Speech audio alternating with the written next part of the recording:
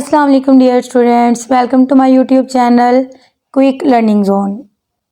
जैसा कि आप सब जानते हैं, कल हम लोगों ने शुरू किया था 9th क्लास की बायोलॉजी की बुक का पहला चैप्टर जो कि था इंट्रोडक्शन टू बायोलॉजी। तो चले जी रिकॉल कर लेते हैं, कल हम लोगों ने क्या पढ़ा था। कल हम लोगों ने पढ़ा था व्हाट इज़ बायोलॉजी। बायोलॉजी क्या है? जानदारों का साइंसी मुताला, the scientific study of life is called biology.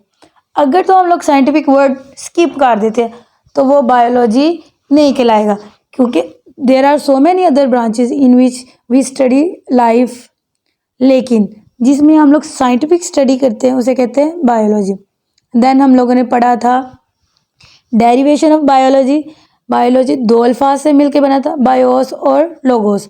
BIOS का मतलब था लाइफ और लोगोस का मतलब था रीजनिंग, थॉट, किसी भी चीज़ की वजह तलाश करना, उसके बारे में सोचना। इस तरह बायोलॉजी बना था दो अल्फाज से मिलके, बायोस और लोगोस। और देन हम लोगों ने पढ़ी थी 3 major divisions of biology, botany, zoology and microbiology. Botany में पौधों का साइंसी मुताला किया जाता है। जोलॉजी में जानवरों का साइंसी मुताला, जैसे कि लफ्ज़ जू में क्या होता है? जानवर। इस तरह जोलॉजी से हम लोग याद कर सकते हैं जोलॉजी जानवरों का मुताला। और फिर हमने माइक्रो बायोलॉजी यानी कि छोटे छोटे जानदारों का साइंसी मुताला माइक्रो बायोलॉजी कहलाता है। छोटे छोटे जानदार मतलब वायरसेस, बैक्टीरिया वगैरह। तो चले जी शुरू करते हैं हम आज का लेसन। आज के लेसन में हम लोग पढ़ेंगे ब्रांचेस ऑफ बायोलॉजी, जो कि morphology, anatomy, histology, cell biology, physiology, genetics, embryology, taxonomy, palaeontology, environmental biology, socio biology, parasitology, biotechnology, immunology, entomology, pharmacology, molecular biology.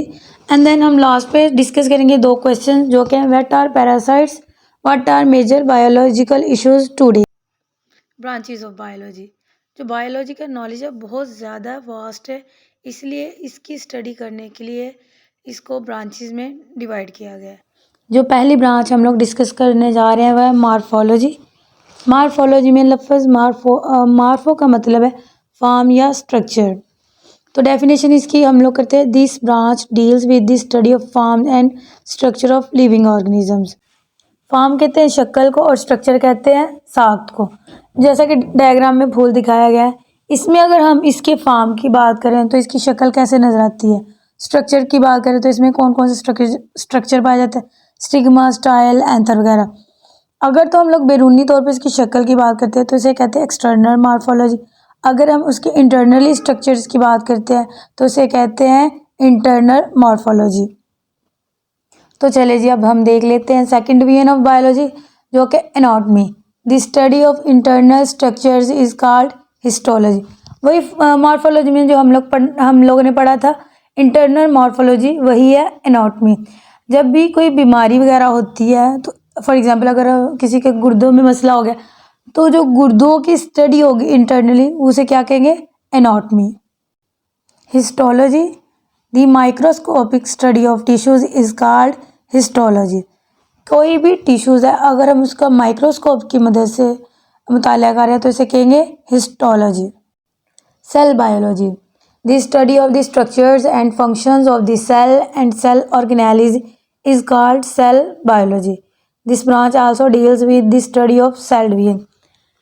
इस ब्रांच में हम लोग देखते हैं कि सेल का स्ट्रक्चर कैसा है और उसका फंक्शन क्या है। फॉर एग्जांपल अगर हम सेल वाल की बात करें तो सेल वाल किन चीज़ों से मिलके बनी है और सेल वाल का स्ट्रक्चर क्या है। फॉर एग्जांपल अगर ये पौधों में पाई जाती है तो इसका काम है ये पौधों की शक्ल को बरकरार रखती है, ये इसका फंक्शन है। ये एक केमिकल जिसका नाम है सेलुलोज और उसकी मिलके बनी हुई है। इस ब्रांच में हम लोग देखते हैं सेल डिवीजन को भी। सेल डिवीजन यानी कि सेल डिवाइड कैसे होता है। Physiology, this branch deals with the study of the functions of different parts of living organism. Physics, physiology लफ्ज़ निकले फिजिक्स से। जैसे कि हम लोग जानते हैं फिजिक्स साइंस की वो शाख है जिसमें हम लोग मैटर और एनर्जी के दरमियान रिलेशनशिप को स्टडी करते हैं, मोशन को, मैकेनिक्स को स्टडी करते हैं, फंक्शन। तो इसलिए फिजियोलॉजी में हम लोग पढ़ेंगे functions of the different part of the living organisms. Next हमारी ब्रांच है जेनेटिक्स।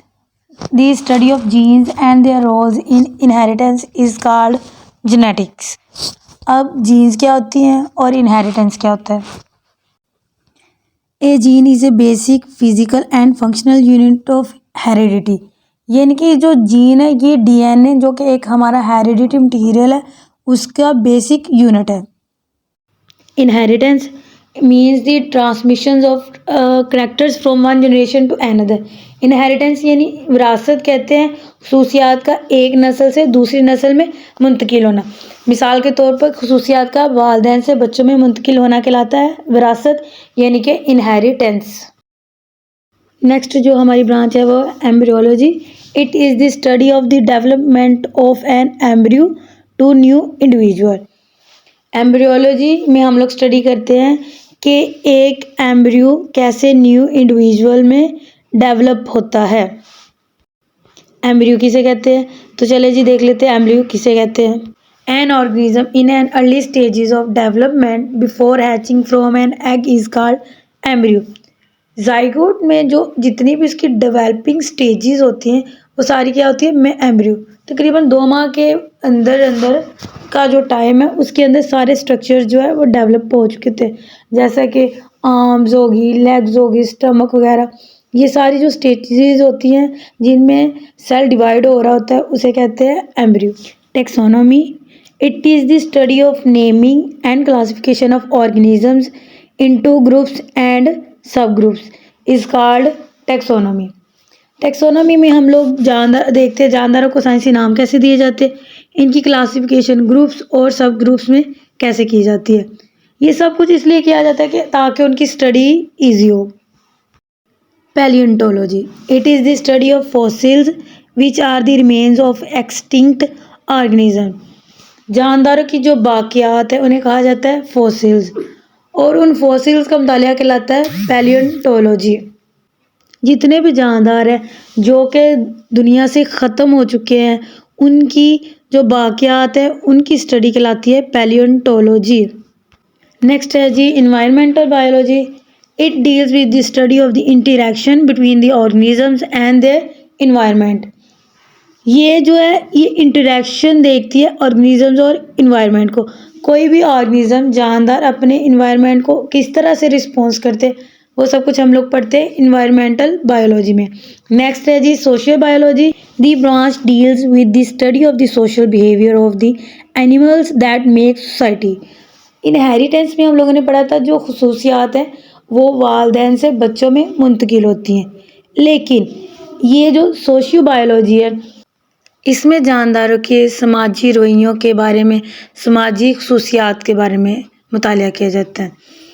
हम इंसानों में, जानदारों में ये एक कल्चर है कि ये सोसाइटीज़ बना के रहते हैं और फिर अपनी सोसाइटी से बहुत ज़्यादा बिहेवियर्स, खसूसियात सीखते हैं जिन्हें कहते हैं सोशल बिहेवियर्स।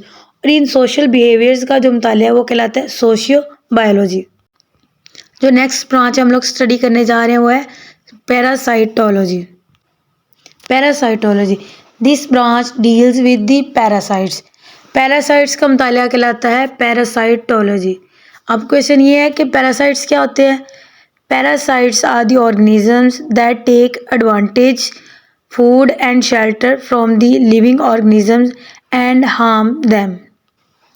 पैरासाइट्स उन जानदारों को कहा जाता है जो कि जानदारों से मतलब फ़ायदा भी लेते हैं और बदले में उनको नुकसान पहुंचाते हैं।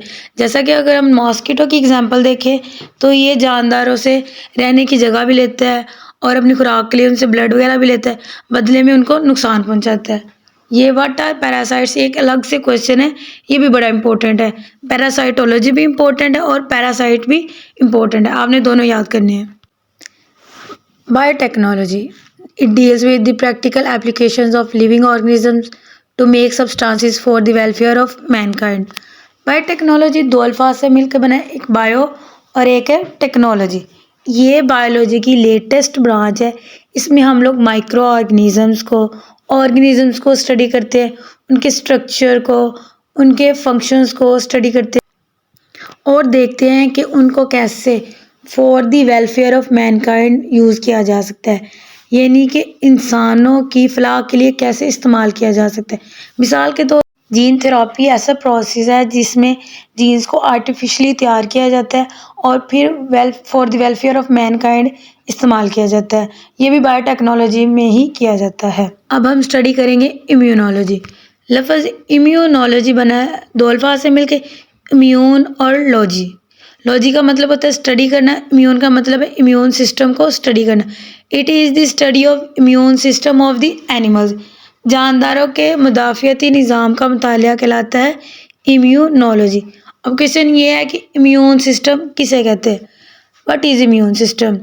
The process of the body which defends the body against the invade microorganisms is called immune system. जब भी कोई भी फॉरेन ऑब्जेक्ट या इन्वेडर आता है और बॉडी पे हमला करता है और कोई भी डिजीज़ काज करने की कोशिश करता है, तो सबसे पहले जो बॉडी का इम्यून सिस्टम है उसके खिलाफ काम करता है और इसको उसके खिलाफ एंटीबॉडीज़ बनाता है और इसको रोकने की कोशिश करता है। लेकिन जब वो खुद नहीं कर सकता तो फिर हम लोग बाहर से मेडिसिन यूज़ करते हैं, एंटीबायोटिक्स वगैरह यूज़ करते हैं। नेक्स्ट है जी pharmacology. It is the study of drugs and their effects on the system of the body. Pharmacology में डिफरेंट ड्रग्स यानी कि दवाइयों का मुतालिया किया जाता है और देखा जाता है कि ये ह्यूमन बॉडी पे किस तरह इफ़ेक्ट करती है। Molecular biology, another name of molecular biology is biochemistry. It deals with the study of molecules of life.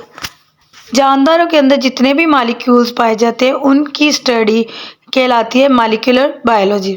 मिसाल के तौर पर पानी, proteins, fats, carbohydrates, lipids and nucleic acid वगैरह।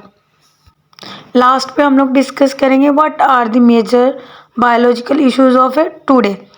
There are following major biological issues of today. Human population growth, जो आबादी में इतना ज़्यादा इजाफा हो रहा है इसकी वजह से भी बड़े बायोलॉजिकल इश्यूज होते हैं। इन्फेक्शियस डिजीज़, बहुत ज़्यादा डिजीज़ आजकल हो रही हैं। एडिक्टिव ड्रग्स, जो नशावर अद्वियात है, इनकी वजह से भी बहुत ज़्यादा बायोलॉजिकल इश्यूज हो रहे हैं। इस लेक्चर में मैंने हर चीज़ जो भी है किसी भी ब्रांच में जो वर्ड्स भी इम्पोर्टेंट हैं उनको मैंने हाईलाइट किया है। ब्रांचेस के अलावा वैसे जो क्वेश्चंस इंपॉर्टेंट हैं वो भी मैंने आप लोगों से डिस्कस किए हैं। इस लेक्चर में मैंने ये भी लिखा है कि मतलब आपने कौन सा क्वेश्चन आया उसका कितना आंसर लिखना है। जब भी आपको कोई क्वेश्चन आए तो आपने टू द पॉइंट आंसर देना है, कुछ एक्स्ट्रा लिखने की ज़रूरत नहीं है। बस आज के लिए इतना ही काफ़ी है। इस उम्मीद के साथ कि आप लोग को सब कुछ समझ आया होगा और जो चीज़ नहीं समझ आई आप नीचे कमेंट बॉक्स में मेरे से पूछ सकते हैं। आई विल इंशाल्लाह रिप्लाई टू यू। और अल्लाह हाफिज़।